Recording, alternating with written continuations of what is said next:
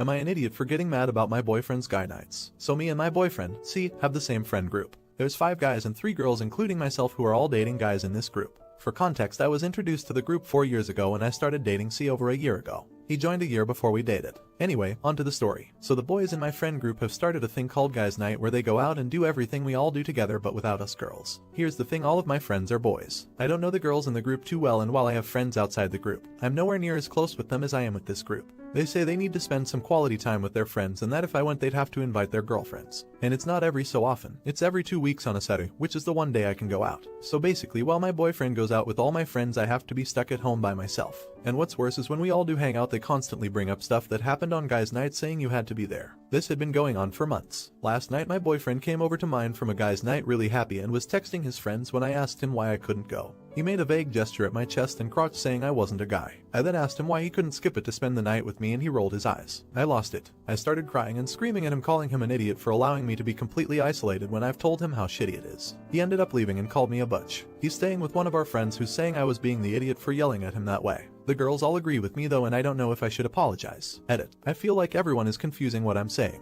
I'm not mad he has his own hobbies, that's amazing. I'm just upset that I'm being excluded because of my gender from my friends who I introduced him to. I've been told explicitly this by him and his friends. Also, we don't live together and I only see him a few times a week. Edit 2. I should also add that my boyfriend sees all his friends during the week, but they schedule Guys Night on the one night I can go out. As I said in a comment, I see him 2-3 times a week and he sees them at least 4 times, 5 on Guys Night. I see my friends once a fortnight. Update. So about 2 weeks ago I posted here asking if I was an idiot for getting mad at my boyfriend for his guy nights. The post didn't get a lot of attention, but the attention it did get was controversial and there were a lot of differing opinions, so I figured I'd do an update as a lot has happened. So after I posted, I ended up contacting the girlfriends in the group to see what was up, and we started noticing some fishy stuff. Their boyfriends and the guys in the group would say the exact same things to them as they did to me. Stuff like, we'd invite you but then the other girls will want to come. We also figured out that there were other nights that all the guys were free but that wanted to do status for some reason. One of the girls, H, was suspicious for many other reasons, so she checked her boyfriend's phone. I don't condone what she did at all, BTW, but in this circumstance I excuse it.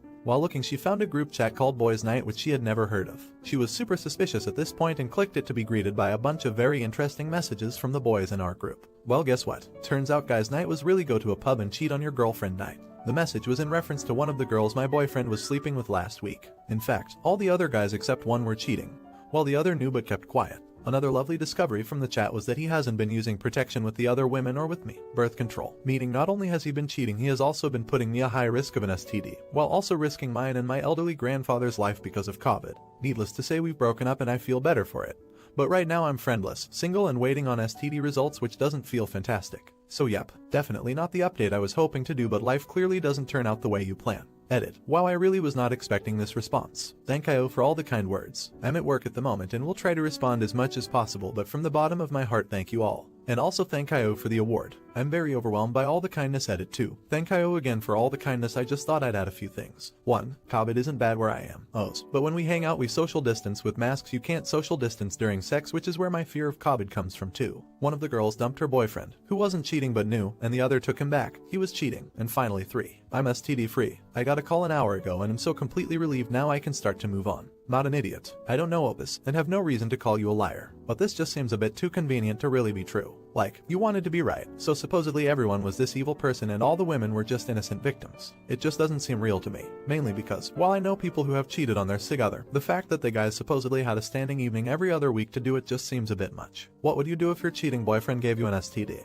Let me know in the comments and buckle up for this insane next story. Am I an idiot for kicking a friend out of my house for what she said? Earlier today I had 2 friends over to watch a game and catch up as social distancing rules eased up a bit in my area. We're all women in our early 30 seconds. One friend, let's call her A, has had a very tough couple of years. She lost her husband last year. He was on deployment when he passed away, and tragedy struck again when her 6-year-old son passed away from cancer a few months ago. Needless to say, she was and still is devastated, and this was the first time she felt like hanging out since the loss of her son. My other friend, let's call her B, is very traditional and religious, while friend A and myself are not religious at all. But our differing views have never been an issue and we've gotten along just fine with friend B since we met her 5 years ago. Friend B has brought up what she believes are the benefits of religion to us a few times in the past, but always dropped the subject when we weren't responsive to it. Neither friend or I ever held any ill feelings towards her about this, as she wasn't too pushy with her beliefs. On to the situation that took place today. We were listening to friend A pour her heart out and doing our best to console her while being a shoulder to cry on. Friend A, through tears, said I don't know what I did wrong in my life to deserve to lose her husband and son. Instantly, friend B exclaimed, well, I can tell you that. You didn't allow God and the Bible into your life, so God punished you for it. Can you blame him? Friend A just looked at her in awe. I lost it. I yelled at her that what she said was totally uncalled for and unbelievably hurtful. Then I got up, opened the front door and told her to get the hell out of my house and never contact me again. She tried to backtrack and say that she wasn't trying to be hurtful, but I wasn't having any of it. I yelled again, just get out of my house right now. Don't make me throw you out like a piece of trash. She huffed and left. Friend A was bawling at this point, but said thank you. We continued talking and she calmed down after a while. Looking back now, I realized that I possibly could have handled the situation better. Both friend A and I never thought friend B would say something like that. Maybe I overreacted, I don't know. Am I an idiot? Edit. I didn't expect this to take off as much as it did and I really appreciate all the comments, messages, and awards. I want to clarify why I think I may have overreacted. I always thought of myself as tolerant and a person who respects other people's views and beliefs, no matter how extreme. This situation made me react in a way that, in my mind, didn't make me a tolerant person because I did throw someone out of my house for saying something that I thought was out of line. But it still was part of their belief system. This is the reason I wanted opinions from the fellow Redditors, as I obviously can't be unbiased here. Thank you all for your input. Update. It's been a few weeks since the situation happened, so I will start off by saying that friend B did not apologize to friend A for what she said. Matter of fact, she hasn't reached out to either one of us since then. We also didn't reach out to her. Unfortunately, B's words from that day really got to friend as she struggled with survivor's guilt and questioned her upbringing, lifestyle, views on religion, etc. She doubled her therapy sessions and I spent my free time keeping her company. A couple of weeks ago, I went over to her place and found her reading a Bible and, almost obsessively, flagging pages. She said she was researching to check if what B told her was true. She started reading excerpts and telling me her interpretations. This behavior did scare me a bit, so I suggested she bring this up to her therapist. It was the only thing I could think of to help calm her down. She did talk to the therapist, who suggested she perhaps talk to a pastor instead of trying to come up with her own conclusions. She asked me to go with her, which I did, but told me to just wait for her at the church while she talked to the pastor privately. After, she said that she felt better and was more convinced that B was full of it. She also seemed calmer, so I believe that conversation did help her. I was at her house on Friday and she told me that she still thinks about what was said, and although she feels much better after talking to the pastor, he's only one person and what if he is wrong? I tried to reassure her again and talk through her feelings, but I could tell it was still eating at her. I had a feeling she might spiral again. Then I had an idea. I told her about the post I made here and explained why, how it works, etc. She's not a Reddit user. I pulled up my original post and asked her to read the comments to show her how hundreds of people, religious and non-religious, felt about what was said. We spent the evening reading each comment. She cried, she laughed, she was surprised and overwhelmed at the amount of support and reassuring words from all these strangers. I could tell she was more and more relieved as we read. She has been in a much better state of mind since then, so seeing hundreds of people disagree with B's words definitely had a positive impact on her. So dear Redditors, thank you from the bottom of my heart for helping my friend with your kind words and reassurance. She has a long road ahead of her in this grieving process, but she's going strong. Not an idiot. Wow, the tremendous effort and perseverance you took to reach into your friend's darkness and haul her out is wonderful to see. She was hanging on a ledge by her fingertips, your ex-friend stomped on her fingers, and you just dove down after your friend and stuck with her and got creative out of concern. She's lucky to have you, and smart enough to know it. Well done. Now for the next story. Am I an idiot for objecting to Girls' Day? I'm a 28Y, male and my immediate family is all women. Mostly this is because I was raised by my mother and have no contact with my father's side of the family due to a messy divorce when I was young. My 2 sisters, early 32nds, my 3 aunts, 2 who are my mother's sisters and 1 married into the family and married my aunt, and they have an assortment of close friends of the family, all of which are women that also go to these events. About 3 years ago, my mother had an idea to do a girls-only weekend. Originally this was to see one of the Magic Mike movies, and because it was such a hit they started to do these weekend outings once or twice a month. Originally it didn't bother me, because I'm an adult and I have my own life, and my own house, and I really didn't even think about it. But an incident recently made me annoyed at the whole concept. My aunt's birthday was in January and normally we go to her favorite restaurant for her birthday, which also incidentally is my favorite restaurant. So I bought her a present and a card, and waited for an invitation and none came. When I asked what was going on for her birthday, I was told they celebrated it early on their girls' day because she was going to be out of state during her birthday. This kind of irked me because when I mentioned I bought her a present, my mother told me to just drive over to her house and give it to her. I felt pretty left out since I am the only male in my immediate family. Having a girls' day is the equivalent to saying, hey, let's celebrate my birthday, but not invite him.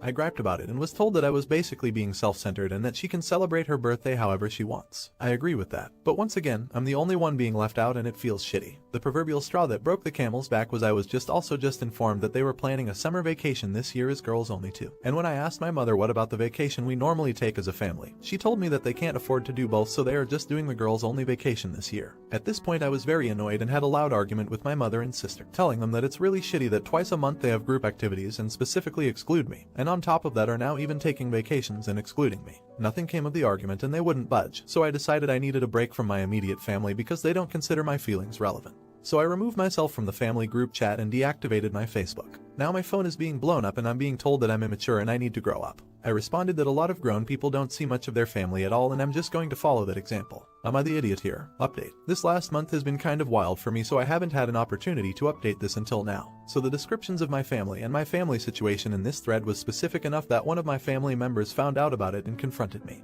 Due to the fact that I had deactivated my Facebook and was only receiving text messages, I didn't realize what was happening before I was ambushed by it. My sister, the oldest, confronted me about it and asked if it was me who made the thread, and I confirmed that it was. And she insisted I was being shitty for airing the family's laundry like that. I responded that I in no way did that, as I was speaking very generally and never identified who my family was. This spread to my family and now the thread was shared on Facebook and everyone was shown. I was invited to a family meeting, we never have those, where I was sat in front of a firing squad of angry women who told me that what I did was wrong and demanded an apology. They said that I knew they weren't excluding me and because I gave everyone that impression I owed them an apology. I replied that I absolutely did not know they were not excluding me, and included examples of things they did, such as the birthday dinner, going to an amusement park, and going to a baseball game. Once again, they characterized this as a girls-only event of fun where boys just weren't allowed or welcome because they wanted to talk about things guys wouldn't be interested in. I replied that she needs to stop saying guys because there is only one guy who would have been invited and that's me, so what she's really saying is it's a no-opus event, not a girls-only event. They explained that it wasn't excluding me because regardless of whether I was interested in the event, the conversation would have bored me because I'm not a girl. At this point we were going around in circles, so I just explained my perspective. I said that I'm the only male in our immediate family. When the people in my immediate family get together on a regular basis, not a one-off or once in a while, and don't include me, regardless of what they called it, I feel excluded. I explained that the breaking point was the family vacation, and that there was absolutely no reason to leave me out of a vacation I was always invited to, particularly when that's the only family vacation we do and they've stated they cannot afford a second one. At the end of this family meeting, I was never given an apology, no one tried to empathize with my perspective, and I was accused of many things that I didn't do by any reasonable interpretation. I told my mother and my sisters that we reached a breaking point in our relationship and that I was going no contact for a while. I told them I'm an adult, and I have my own life, and the reason I wanted to be involved was because I didn't want one of those family relationships where you only see your family at holidays. If that's not what my family wants, then it's okay. But I told them that I was not going to be involved with people who made me feel shitty and intentionally leave me on the outside looking in of my own family. My mother, sisters told me that if I was going to lie about them to everyone that they don't care. At this point, my relationship with my family is over. I left that family meeting and have not reactivated Facebook and have not received any contact and have not initiated any contact. Not an idiot. I'm so sorry, Opus. I wish you speedy healing, difficult as it may be, since at least one family member is reading. Let me say you're miserable people if the general thrust of the story matches Opus's telling of it. Shame on you. Also, you're nuts if you think a catty group is going to be satisfied with ostracizing just one person. Look around your group and ask yourself who's next. Not an idiot. If the family is reading this, you guys just lost someone who loved you enough to want to spend time with you. How can a mother exclude her own son? How can a sister not defend her own brother? Shame on you guys. It sounds like this guy is serious. Say goodbye to one of the only people that ever gave a shot about you guys, because even if he does come back, it'll never be the same. I would never do this to my family. Honestly, you guys disgust me.